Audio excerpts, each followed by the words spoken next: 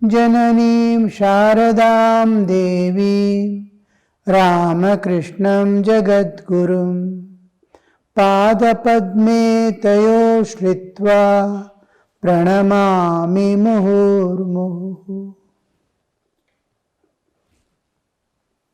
Yesterday we were seeing how God reveals Himself in various ways. As Sri Ramakrishna says, the gems that at the bottom of the sea. We were reading the song sung by Sri Ramakrishna. But never believe the bed of the ocean bare of gems, means gems are not there. Don't think like that. If in the first few dives you fail, most of us try to meditate for some time, and first mistake we do, of course, is to withdraw externally a little, slip inside, spend some time and come out. Every way we go inside a limited way, spend some time and come. We don't turn inward, we saw turning inward is essential and going inward is equally essential. Diving within, layer by layer we cross, and layer by layer we forget external, internal we become fully awakened to. As we dive deep within, we see more and more clarity, more and more lively form of the Ishtadevata. The moment we start forgetting body, the moment we start forgetting the world, the inner world must become bright and clear. If the inner world is not becoming bright and clear, we are either moving towards shunya, absence of everything, or we are moving towards a state like ice, block of ice. Mind is becoming like block of ice. Mudha. Mudata it is acquiring, or shunyata it is acquiring. We must become more and more bright, more and more light, more and more clarity, more and more liveliness. Otherwise, because it is a state more waking than the waking. What is the difference between deep sleep and dream state? How much of difference is there? From dream state to waking, how much of difference is there?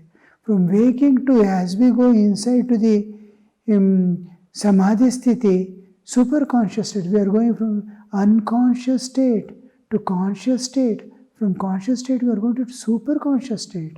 How much of more alive I must be, how much more reality I must be able to see the within. If we are not seeing, somewhere some mistake we are doing.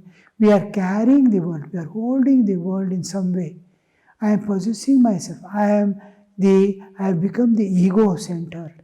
I have become the whole, my attention is towards myself, not towards the divine. I want to serve. That I is becoming the obstruction in the inner world that we pass through. When I started giving up myself and dive within, to search with longing, heart is the most important thing that awakens. Where are you? Where are you? That search begins. By leading is, of course, intellect. Intellect leads. Mind merges in intellect, and when the mind merges in intellect, no thoughts of the world. Even when we enter into dream state also, the world we are carrying there. Here world, we don't carry the world. All the impressions of the world in latent state are manifesting in dream state. But in superconscious state, the reflections of the waking state, even reflections, memories, nothing remains. We are crossing all those layers. We are crossing the Manomaya Kosha and entering into Manomaya Kosha. The Manas is always associated with Chitta, memories. We are leaving the memories and mind behind. are merging, it is getting merged totally as pure knowledge, integrated knowledge, and merging in the buddhi. Buddhi is leading us. That we must be very clear. No caring of the world. If even the awarenesses of the world, if it is even latent state, and you are not aware of the world, you cannot enter into samadhi. You cannot enter into savikalpa samadhi or vision of God. So if you fail many times, we can't find some obstruction, some problem. Some people cannot turn inward. With great difficulty, those who turn cannot dive within. Those who dive within are not able to cross the mental this one. All these obstructions, you have to pray, longing and prayer makes you smoothly transcend. Usually, in a traditional way, when we go, we hold on to Ganesha. Again and again pray, remove my obstacles, remove my obstacles. I don't know what is obstructing me from going within. Remove this obstruction. Each time I pray, it's a kind of surrender. The ego is getting surrendered. The more that ego gets surrendered, the more gates open. The transparency increases, and we are able to pass over the obstructions. Hurdles will be there. I pass over. Hurdle may not be able to remove it, or we just pass through that. Pass through. We become so subtle that we can pass through the obstructions. So, if you don't, you are for not at any stage, whether in turning inward, diving within, or crossing over, wherever you find difficulty or you find it impossible, oh no, I am not getting. Don't get disheartened. Don't get that, I have been trying from 1 year, I have been trying from 10 years. Don't get perseverance. Go on persevering. And with more and more enthusiasm, more and more efforts, then only we will succeed. So, whatever stage you are not able to climb to the next step, don't retire. Put more efforts. That was Sri Ramakrishna. You may fail a few times, but once or other you will succeed. If in the first few dives you fail to reach the bottom, with firm resolve and self-control, with firm resolve and self-control.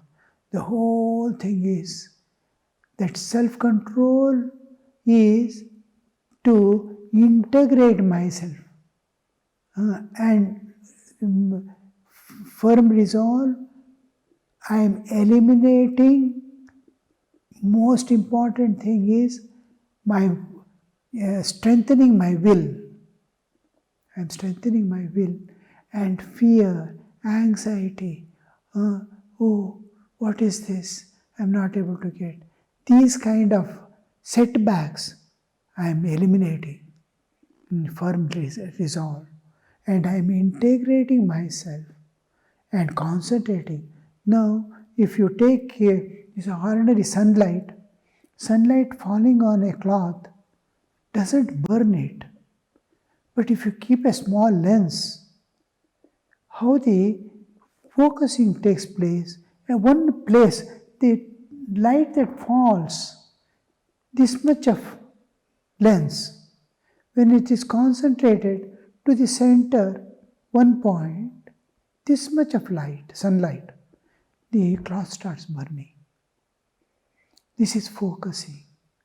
I am focusing my mind in resolution for self-control and firm resolve.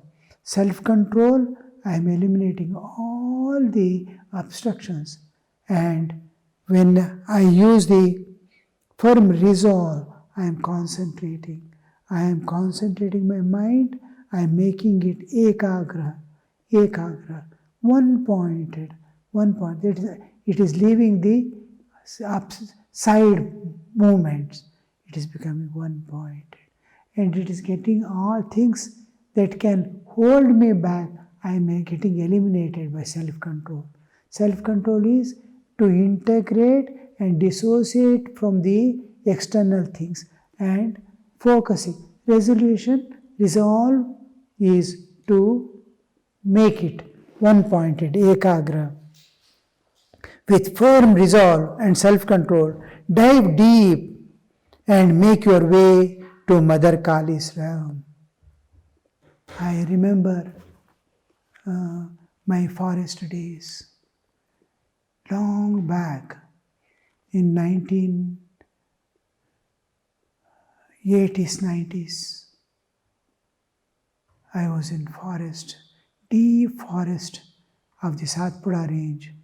Narmada, north of Narmada is the Vindhya Hills, south of Narmada is 3 Michael Range, Mahadev Hills, and then Satpura Range. The forest department people made a kutia for me in that forest, which is a reserve forest wherein the felling was not done. It is an ancient reserve forest kept exclusively for research.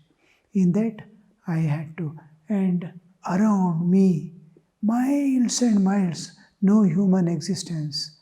It was almost, each side I have to go about 200, 300 kilometers to see a human existence. Such a vast, thick forest in which I was there. And there, my Purvashrama father, my father came there at the age of almost in 80s, he was in 80s. I had dissociated from my family for many, many years, about 30 years I had no contact with my family again after I left my home. I was in North India and in Tapasya and all. And when I was there in the forest, Tapasya, I finding out from various sources where I am. My father contacted the forest department people. At that age, he has come to the forest to see me. And his only intention of coming and meeting me at that extreme old age, when such an infirmity will be there, he has come by motorcycle, miles after miles, about 150 miles he has to travel by motorcycle.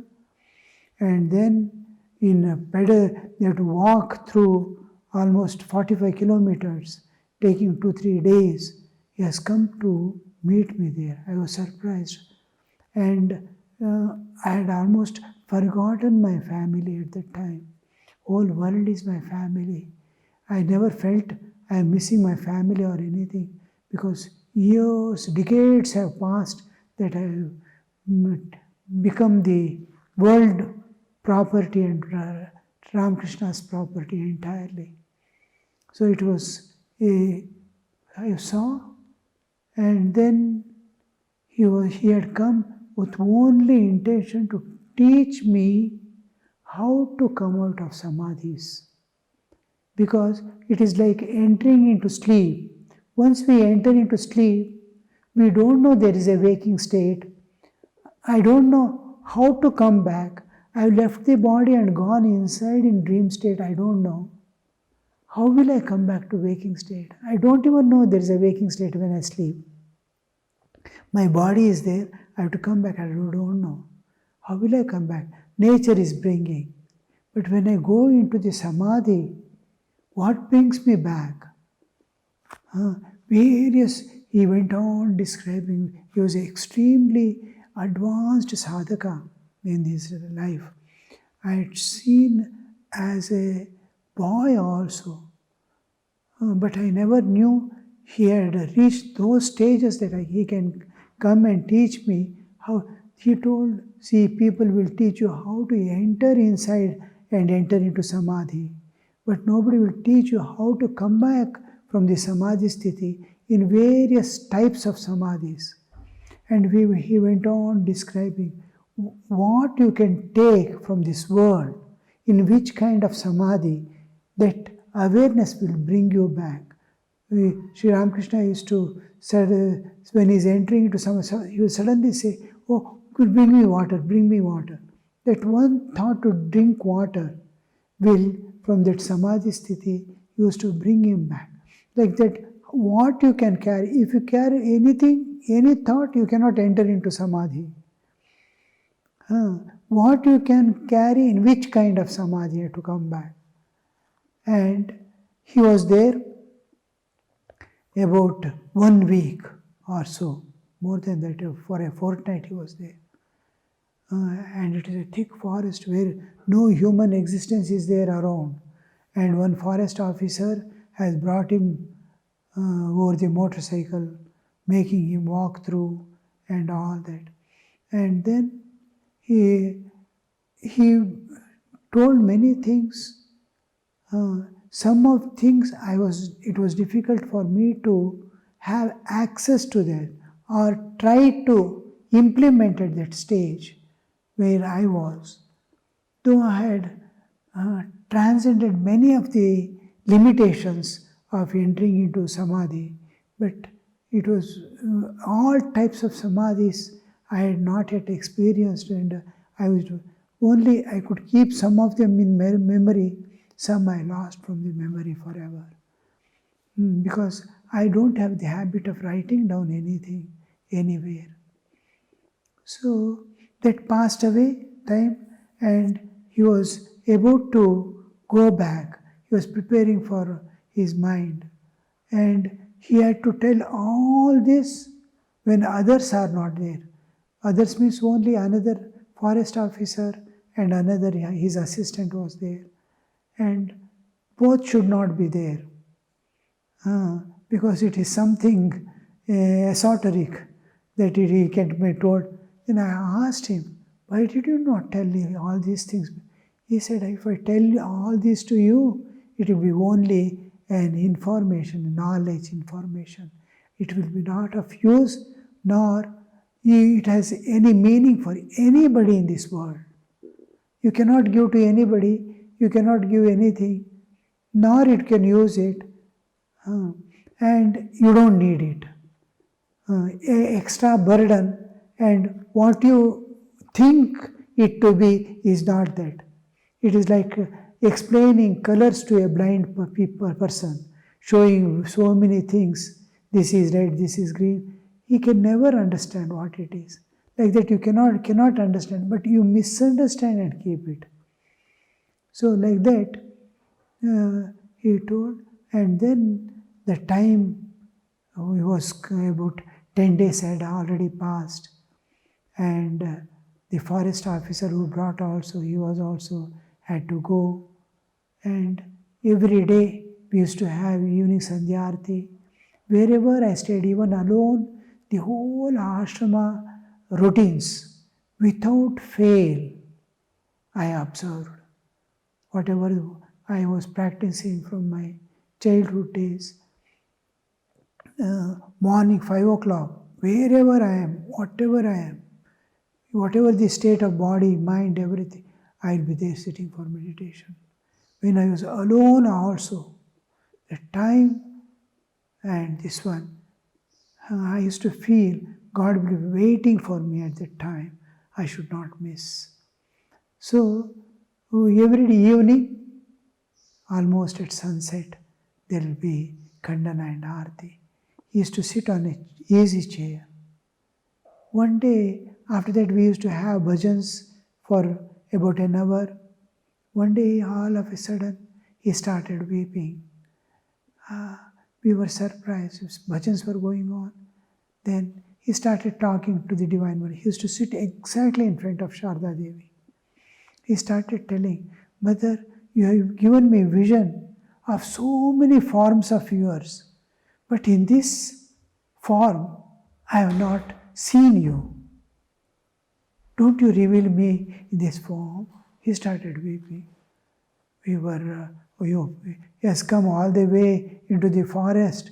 What will happen now? Nobody is able to console him nor go closer to him. Then we continued our prayers, this, that, and all. Night, He was just sitting and with folded hands in the same, this one, easy chair, without shaking, and going on praying and with open eyes sitting. Time passed, time passed.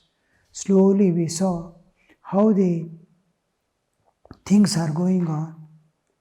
Night food time we called. He said, no, I am not going to come for food. Then what to do? He continued. Why I am telling this is with firm resolve and self-control. He sat there. He did not come for food. We somehow finished our food. We were waiting. Then slowly midnight came. He did not get up.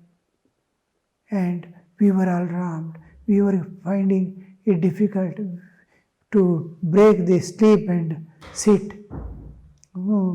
Other two went for sleep. I sat for some time. I had to take rest. Another assistant came and sat with him. The night passed. Daybreak came. And we had our tiffin. He was not moving. Same state, he is sitting in the same easy chair with the same prayers. Mother, you have not revealed to me. Why? With same folded hands, he with open eyes, waiting. Evening prayer time came. Evening prayer passed. Night came. He is not moving. We got frightened. What to do? We brought food and kept in front of on his lap. He is not touching. He is not looking at that even. He is just gazing at the picture of Holy Mother. That night also passed. Next day came. He is without food, without water, and at the age of almost 82 or 85. He's in his 80s. And we thought, what is going to happen now? What is going to happen? Because no food, no water. And that night also, the first night passed, second night also passed, third day morning came, we had our tiffin, and the whole day passed. Again, evening, the bell was rung, the conch was blown, and then the arati began. Still he is not moving. We did the arati as usual. Khandana was going on, arati was going on. And then suddenly he stood up. From the day he is sitting, it is the third day evening. He has not moved from that seat. Suddenly he got up. And in great joy, his face was beaming, tears were rolling, and he was in ecstatic state of joy. And he had the vision of Holy Mother. Then he was totally consoled. Then when the arati was ended, and he was in the same state about 1.5 hours. Then we gave him water, he took water, and he came to the normalcy. Means how that? What is that resolution? Resolution. What does it mean? What does it mean? It means self-control. Not allowing the mind even to waver from what he has decided. Never it waver.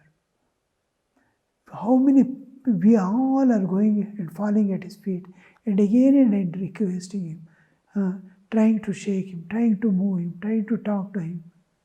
No, he is one vision, one view. And that's why he could attain all that as a ordinary householder working in some company for his livelihood. He spent his days. And attain the highest state. You see, this is what we call resolve. And with firm resolve and self-control, dive deep. Means, dive deep means I am leaving the bodily existence and entering into my core of my existence, where the spiritual world begins. I am just like I enter into deep sleep. How do I say, what do I mean by deep sleep? Deep sleep depth is measured. Depth is measured by your unconsciousness of the external world. How much you are unaware of the external world. Even if I call you when you are asleep, if I call you, if you don't reply, you are in deep sleep. And still, how deep you are, you have to shake him nicely and pat on him. Then he just slowly he comes out. He was in deep sleep. Like that. Depth is unawareness of the external world, being unaware of the bodily existence and fully aware of the inner world. That world, that spiritual world. The next, dive deep and make your way to Mother Kali's realm. Mother Kali's realm, realm of spirituality, realm where God manifests, where Mother, why does he use the term Mother Kali? Way to the realm of Mother Kali. When we say Mother Kali, it represents the static and dynamic aspect of the whole universe. The Shiva on which Kali is standing is the absolute existence. The Kali represents the whole of the relative existence, the entire universe.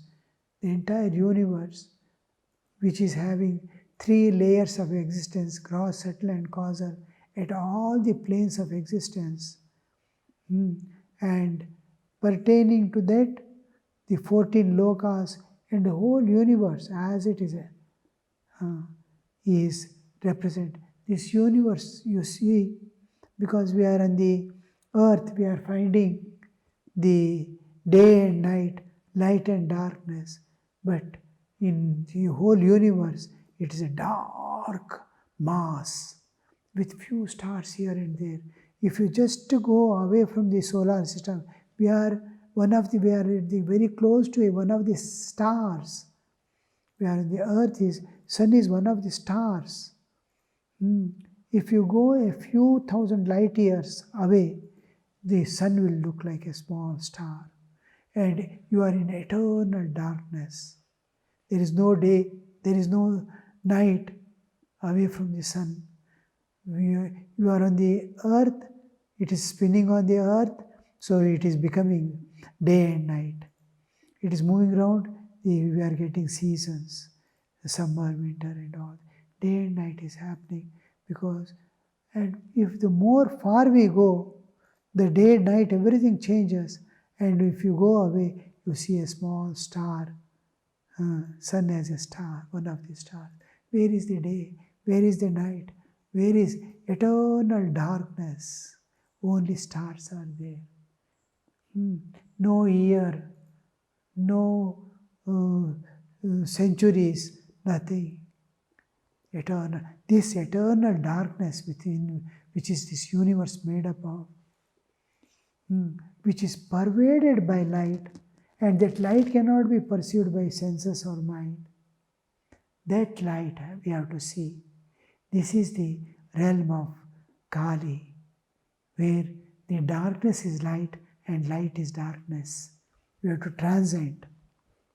So this we see, and we'll continue in the next class. Om Shanti Shanti Shanti Harihi Om Tat Sat Shri Ramakrishna Arpanamastu.